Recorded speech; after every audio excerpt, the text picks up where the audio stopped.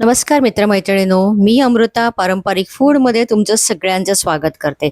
आज आपण करतोय झटपट कोलंबी भात. ओके, त्यासाठी घ्यायची साफ केलेली कोलंबी आणि तिचा वास एक उग्र असा दर्प वास असतो तो जाण्याकरता घालायचं 1 चमचा ज्वारीचं पीठ.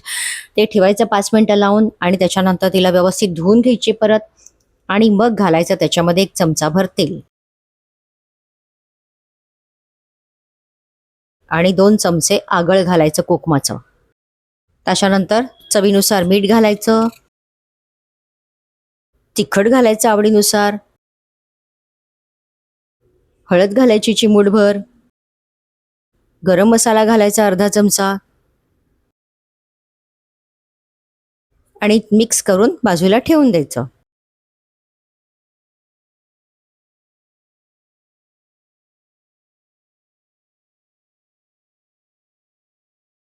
आता मिक्सरचं भांडं घ्यायचं, त्याच्यामध्ये 25 पाकळ्या लसूण घालायचं, अर्धा इंच आल्याचे तुकडे घालायचे, 3-4 मिरच्या घालायच्या हिरव्या,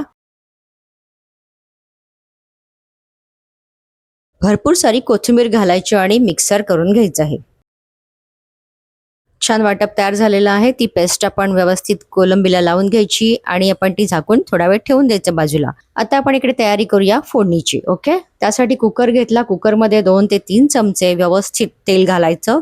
त्याच्यात कढीपत्ता घालायचा, त्याच्यामध्ये तमालपत्र घालायचं 4-5 पानं, उभा चिरलेला कांदा घालायचा, 1 चमचा तिखट परत घालायचं, हळद घालायची, गरम मसाला घालायचा, चवीनुसार घाला. म्हणजे तिखट खूप आवडत असेल तर खूप वापरा, कमी तिखट खात असाल तर कमी घाला. वरून कोलंबी घालायची मॅरिनेट केलेली आणि मी आधीच अर्धा तास भिजत ठेवलेला बासमती तांदूळ तो आहे हा, तो घालते त्याच्यामध्ये. तो 2 वाट्या घेतला होता. चवीनुसार मीठ घालायचं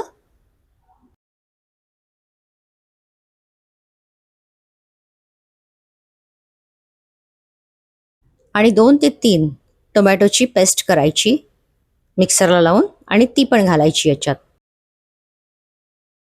आणि 2 ग्लास गरम पाणी करायचं आणि ते ओतायचं ह्याच्यामध्ये.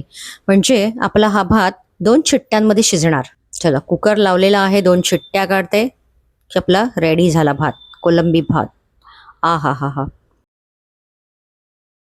तुम्हाला सांगते खूप छान सुगंध येतोय. तुम्ही सुद्धा अशी रेसिपी करून बघा.